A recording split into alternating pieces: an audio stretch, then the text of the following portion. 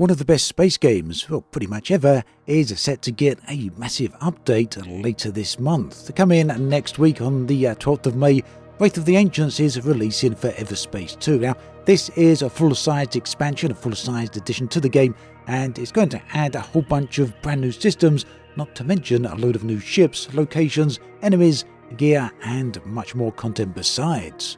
So yeah, now could be a really good time to get into Everspace 2 if you've been holding off for whatever reason. So the new update is called Wraith of the Ancients. It's not just about all the additional content that I mentioned there, but there's also a new narrative arc, a new campaign that's going to be coming along with this. According to developers Rockfish, the Ancients have awakened. The Wrath has laid waste to human settlements in Cluster 34, destabilizing factions in power and stranding survivors. In other words, the long-dormant Ancients, that's a mysterious ancient civilization, are suddenly attacking colonial space again, threatening the somewhat uneasy peace that's been building up over time between the humanity and the alien Okar. Now, the devs have said that Wraith of the Ancients does send players into Okar-controlled space, and they're going to be doing this to uncover why the Ancients have returned. Now, to be perfectly blunt here, this is an age-old story. We've heard it all before. An ancient race of aliens, an ancient race of beings coming back and, well, causing trouble. We've heard that many, many times. And honestly, I really do feel that it's a bit of a cliche in many respects. Yet, the world of Everspace 2 is likely going to help a lot with this because it is a stunningly beautiful world and it's a really great world to explore as well. I've spoken about this before, so I don't want to repeat that too much in this video, but I will be discussing it in an upcoming video, hopefully next week, when I take a much closer look at this upcoming DLC. So talking of which, let's have a bit of a talk about what this update is actually going to contain. So there's going to be new gameplay content, as we touched on right at the beginning of the video. In Rockfish's words, the expansion is an all-new adventure. We're going to have new side quests here, the Wraith player ship, a brand new ship there, new weapons, more gear, and all kinds of new enemies. There's also 4 brand new star systems here. Each system is going to be packed with various different explorable locations as well, and some of these, as any of you who have played Everspace 2 will already know, should be hopefully pretty good. I mean, already look what we've got. We've got planetary services, we've got massive asteroids and wrecks to explore, and not to mention some really neon-lit cyberpunk cities in space. What more could you ask for? So those new systems, we've got Ethon.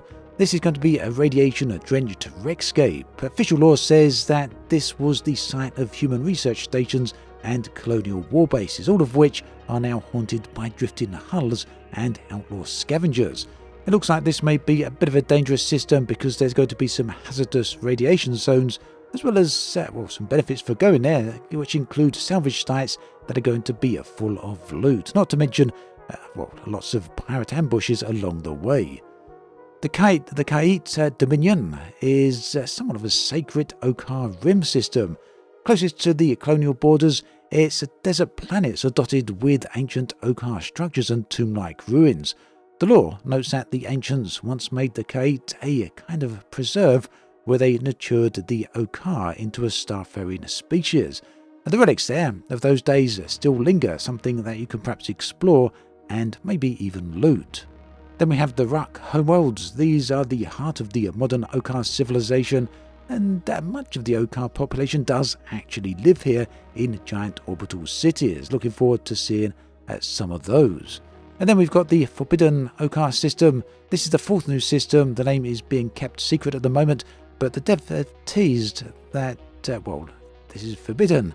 So it has been described as the most ancient and holiest of Okar worlds. So that's the 4 new star systems, but there's also a brand new ship. This is called the Wraith, and it's one of the expansion's biggest features. This is going to be a playable Okar ship class. It's a medium to heavy fighter, and it's been described as an Okar armed blockade runner. Now apparently this isn't going to be a ship you can just go out and purchase from a shipyard. Instead, the Wraith is a unique, one-of-a-kind ship that Adam, the protagonist, will acquire as part of the main story. In other words, it seems that the Wraith ship is going to be central to the overall narrative, and that there's going to be a lot of things hooked into this. Now, it's not just a regular ship, it does have various different abilities, One of them is the powerful ultimate, which is called the Spectral Form. When activated, this makes the Wraith semi-corporeal. Its hull and health will start to rapidly decay, acting as a countdown timer. The less the hull you have, the more damage the ship deals, and when the hull finally hits 0, Spectral Form ends and the ship's hull is instantly restored to full. And I guess that makes you a bit of a glass cannon along the way.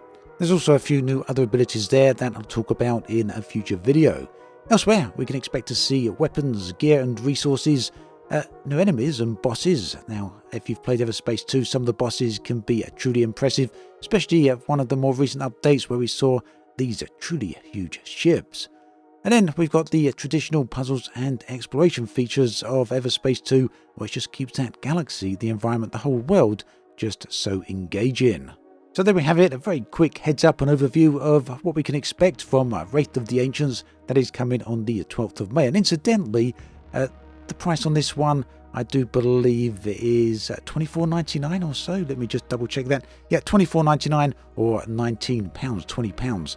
And this is pretty interesting actually, because Rockfish Games did decide to drop the price on this. Initially, it was priced at $30.